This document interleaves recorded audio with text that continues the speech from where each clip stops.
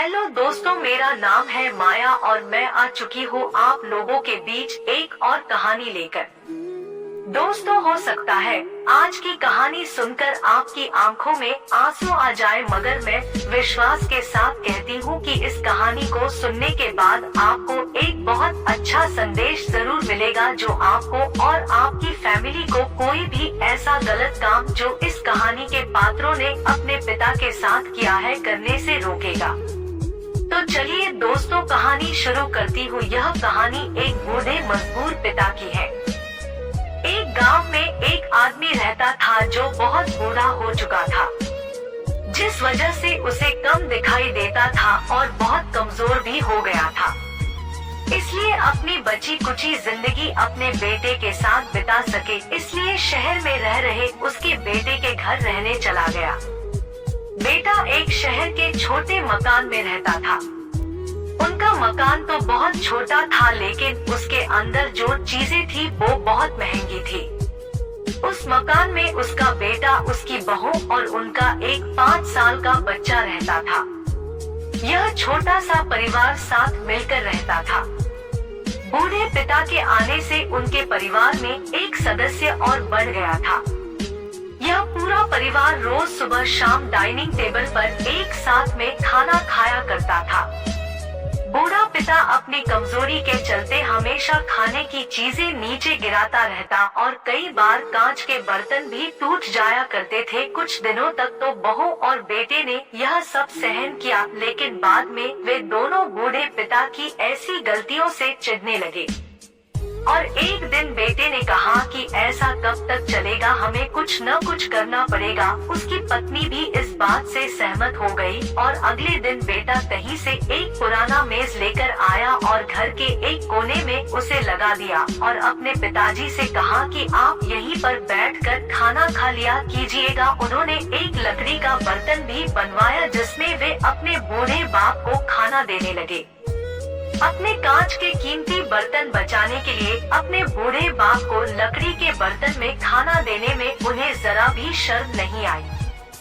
अब जब भी खाने का समय होता तो बूढ़ा बाप एक कोने में बैठकर खाता और बाकी का परिवार डाइनिंग टेबल पर खाना खाया करता। डाइनिंग टेबल पर बैठे बैठे दोनों पति पत्नी कभी कभी अपने बूढ़े बाप की तरफ देख लिया करते और बूढ़े बाप की आंखों में उन्हें आंसू भी नजर आते, मगर उन पर जैसे कोई असर ही नहीं होता। बूढ़े का पोता भी यह नजारा हमेशा देखता और वह अपने में ही खोया रहता। एक दिन जब पति पत्नी डाइनिंग टेबल पर बैठकर खाना खा रहे थे, तब उनका बच्चा जमीन पर बैठकर कुछ कर रहा था। उन दोनों ने बच्चे के हाथ में लकड़ी का टुकड़ा देखा, लेकिन उन्हें कुछ समझ में नहीं आया कि बच्चा लकड़ी के टुकड़े के साथ क्या कर रहा है।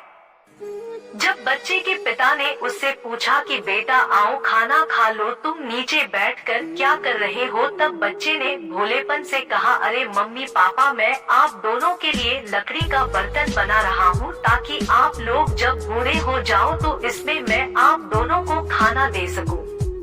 अपने नादान बेटे द्वारा कही गई यह सहज बात दोनों के दिल में तीर की तरह उतर गई।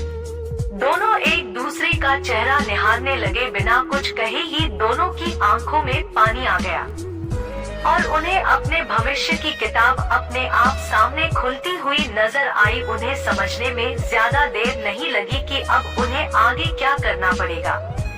अगले दिन कमरे के कोने से वह पुराना मेज हट गया और अब बूढ़ा पिता और बाकी का परिवार साथ में मिलकर फिर से खाना खाने लगे।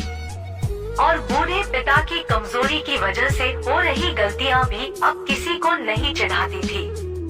तो दोस्तों, यह कहानी हमें बताती है कि हर वह पत्ता जो आज हरा है वह कल सूखेगा और डाली से नीचे भी गिरेगा। इसलिए हमें अपने बड़े बूढ़ों का हमेशा ख्याल रखना चाहिए और हमें हमारे माता पिता और बुजुर्गों के साथ वैसा ही व्यवहार करना चाहिए जैसा हमारे माता पिता चाहते हैं कि हमारे बूढ़े होने के बाद हमारे बच्चे हमारा ख्याल रखें।